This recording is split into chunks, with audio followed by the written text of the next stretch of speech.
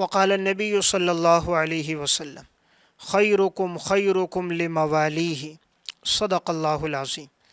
نبی اکرم صلی اللہ علیہ وسلم نے ارشاد فرمایا، تم میں بہترین انسان وہ ہے جو اپنے غلاموں کے ساتھ، ماتحتوں کے ساتھ اچھا سلوک کرے۔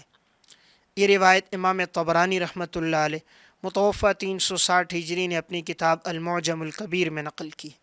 تو گفتگو چل رہی تھی کہ لسان نبوت میں بہترین انسان کون ہے، تو 8واں خوش قسمت انسان وہ ہے جو اپنے ماتحتوں کے ساتھ، نوکروں کے ساتھ، غلاموں کے ساتھ اچھا سلوک کرے۔ شریعت نے اس بارے میں ہمیں نہایت فکر مند بھی کیا ہے اور اس کی تعلیمات پہ بہت زور بھی دیا ہے۔ آپ صلی اللہ علیہ وسلم جب دنیا سے پردہ فرما رہے تھے، آپ کی زبان پہ 2 نصیحتیں تھیں، الصلاۃ، نماز قائم کرو، وما ملکت ایمانکم، اپنے نوکروں اور غلاموں کے ساتھ اچھا سلوک کرو، اپنے خادموں کے ساتھ اچھا سلوک کرو۔ آپ صلی اللہ علیہ وسلم نے یہ تعلیمات دے کر امت کو درس دیا ہے کہ اللہ تعالیٰ نے اگر انہیں غربت میں رکھا، تمہیں مال میں رکھا، اللہ نے اگر تمہیں دولت دی ہے اور وہ تنگ دستی کی زندگی میں ہے، ان کے ساتھ اچھا سلوک ہو۔ تو انسان کے ماتحت اگر کوئی ہو، فیکٹری میں کام کر رہے ہوں، ملازم ہوں، مزدور ہوں، اب بات بات پہ انہیں ڈانٹنا کہ تھوڑی سی تاخیر ہو گئی تو ماں بہن بیٹی کی گالیاں دے دینا، سب کے سامنے انہیں بے عزت کر دینا، ان کی عزت کا کوئی لحاظ نہ رکھنا، اس سے اجتناب کرنا چاہیے۔ اللہ نے اگر انہیں فقر میں رکھا، آپ کو دولت دی، تو اللہ کی طرف سے امتحان ہے۔ الذی خلق الموت والحیات لیبلوکم ایکم احسن عملا، اللہ نے موت اور حیات کو پیدا کیا، اللہ دیکھنا یہ چاہتا ہے بہترین عمل کر کے کون آ رہا ہے۔ وَلَقَدْ فَتَنَّ الَّذِينَ مِن قَبْلِهِمْ فَلَيَعْلَمَنَّ اللَّهُ الَّذِينَ صَدَقُوا وَلَيَعْلَمَنَّ الْكَاذِبِينَ۔ اللہ تعالیٰ نے یہ انسان کو آزمائش میں رکھا ہے، اللہ دیکھنا یہ چاہتا ہے سچے لوگ کون ہیں، جھوٹے لوگ کون ہیں۔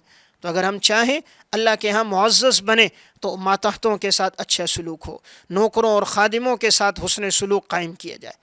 ایک موقع پر آپ صلی اللہ علیہ وسلم آ رہے تھے، آپ نے دیکھا کہ حضرت ابو مسعود انصاری رضی اللہ تعالیٰ عنہ اپنے غلام کو پیٹ رہے ہیں، غلام کو مار رہے ہیں۔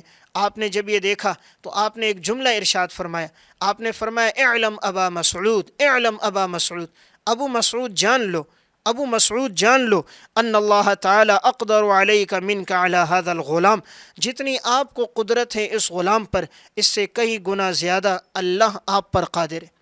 اللہ آپ پر قادر ہے، لیکن اللہ آپ کو فوراً سزا نہیں دیتا، آپ کے گناہوں پر اللہ آپ کو معاف کرتا ہے، تو تم بھی اس کو سزا نہ دو اور اسے معاف کر دو، جیسے اللہ تمہیں معاف کرتا ہے تم بھی معاف کرو۔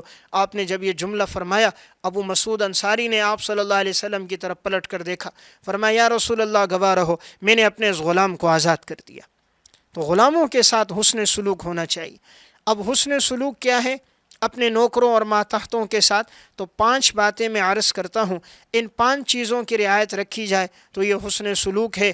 تو نوکروں کے ساتھ محبت بھی ہوگی، خادموں کے ساتھ تعلق بھی پیدا ہوگا، اللہ کی رضامندی بھی ہوگی اور زندگی خوشگوار بھی ہوگی۔ نمبر 1، جب بھی انہیں پکارا جائے تو نام لے کر پکارا جائے۔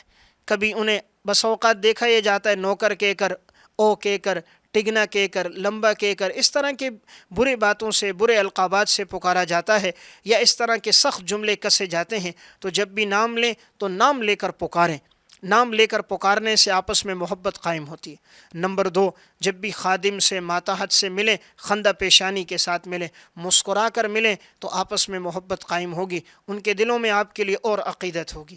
اور نمبر 3، عفو درگزر، کوئی غلطی ہو جائے تو معاف کر دیں، اور یہ سمجھ لیں کہ یہ بھی ایک انسان ہے، اس سے بھی خطائیں ہو سکتی ہیں، اس سے بھی لغزشیں ہو سکتی ہیں، میں اس کو معاف کروں گا تو اللہ مجھے معاف کرے گا۔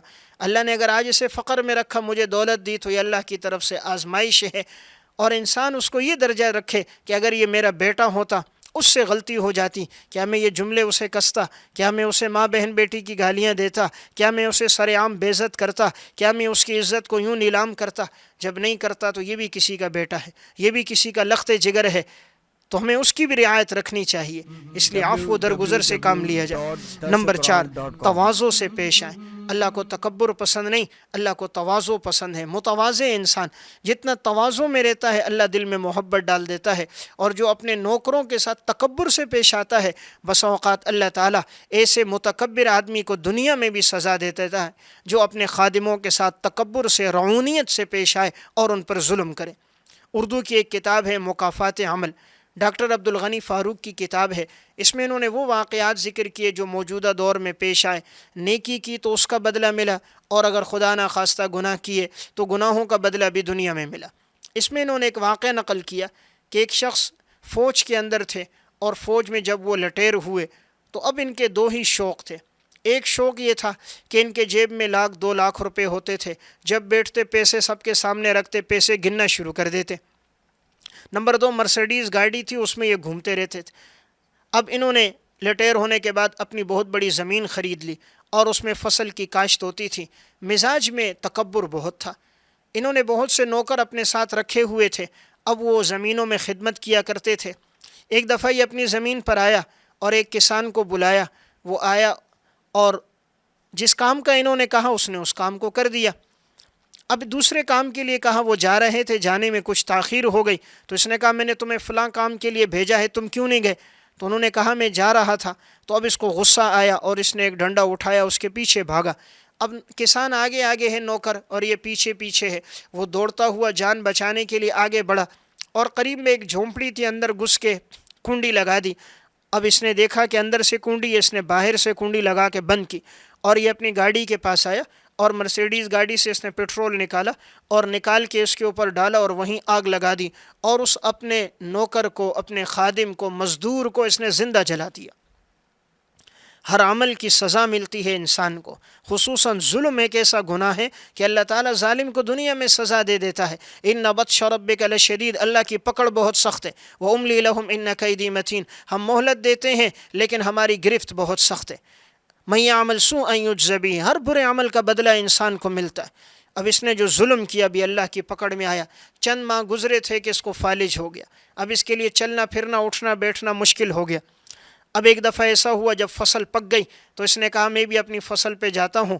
اپنے ایک نوکر سے کہا مجھے گاڑی میں بٹھاؤ۔ اس نے کہا کہ حضور آپ چل پھر نہیں سکتے، تو کہا نہیں میں گاڑی میں جاؤں گا اور جا کر وہاں دور سے اپنی فصلوں کو دیکھوں گا۔ انہوں نے اسے گاڑی میں ڈال دیا۔ چونکہ چلنا پھرنا تو اس کا محال تھا، فالج تھا، کروٹ بھی نہیں بدل سکتا تھا، حالات ایسے آ گئے تھے کہ اس کا بول و براز اس کے بستر پہ ہوتا تھا۔ اب وہ اسے گاڑی میں لے کر گئے، اور چلتے چلتے وہاں زمین کے جب قریب پہنچے تو آگے فصل تھی، آگے گاڑی لے جانا مشکل تھا۔ تو ایک جگہ پر اس نے کہا یہیں پہ گاڑی روک دو۔ اپنے نوکر سے کہا جا کر وہ جو میری زمینیں ہیں اس میں چکر مارو، دیکھو فصلیں کس طرح ہیں، کام کر رہے ہیں، مزدور نہیں کر رہے۔ تو وہ تو وہاں چلا گیا اور اسے گاڑی میں ہی بٹھا دیا۔ گاڑی میں اے سی لگا ہوا تھا، یہ گاڑی کے اندر تھا۔ قریب میں گنے کی فصل تھی، وہاں سے ایک شخص گزر رہا تھا، اور اس نے سگریٹ کے لیے جیسے ہی تیلی لگائی، اپنا سگریٹ لگایا تو اس نے تیلی وہیں پھینک دی۔ اب وہ جو گنے کا جو درخت تھا اس میں ارد گرد گھاس بھی تھی اور چھوئی بھی پھیلی ہوئی تھی۔ یہ آگ کو بہت جلد پکڑ لیتی ہے، عموماً اسی سے گڑ بنایا جاتا ہے، اس لیے کہ یہ آگ کو جلدی لیتا ہے اور آگ کی حرارت اس میں بہت زیادہ ہوتی ہے۔ تو اس نے جیسے تیلی ڈالی ایک دم آگ بھڑک گئی۔ وہ شخص تو آگے چلا گیا، آنن فانن یہ آگ بھڑکی، اور آگ بھڑکتے بھڑکتے اس کی گاڑی تک آئی، اور یہ شخص زندہ گاڑی کے اندر جل کے راکھ ہو گیا۔ اب وہ جو خادم زمین پہ گیا ہوا تھا، وہ وہاں سے جب لوٹ کر آیا، پتہ چلا فلاں جگہ آگ لگی ہے۔ وہ جب پلٹا تو کیا دیکھا، اتنی دیر میں جیسے پہنچنا تھا وہ شخص جل کے راکھ ہو چکا تھا۔ اب یہ وہی جگہ تھی، وہی مقام تھا جس جگہ اس نے اپنے مزدور کو جلایا تھا۔ تو اللہ کا کرنا دیکھیے، اللہ نے ظالم کو کیسی سزا دی۔ اس نے اپنے نوکر پہ ظلم کیا، اللہ نے اسی جگہ اسی طرح اس کو بھی جلا دیا۔ جیسے اس نے اپنے نوکر کو جلایا تھا، اپنے مزدور کو جلایا تھا، اللہ تو ہر چیز پہ قادر ہے، اللہ نے کر کے آنے والے لوگوں کے لیے عبرت کا نشان بنا دیا۔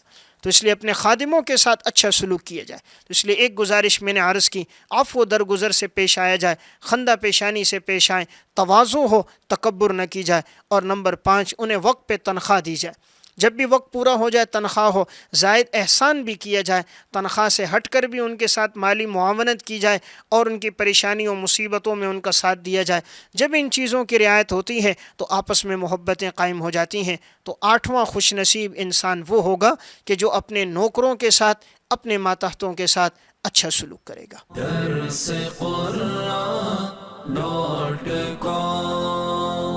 www.darsequran.com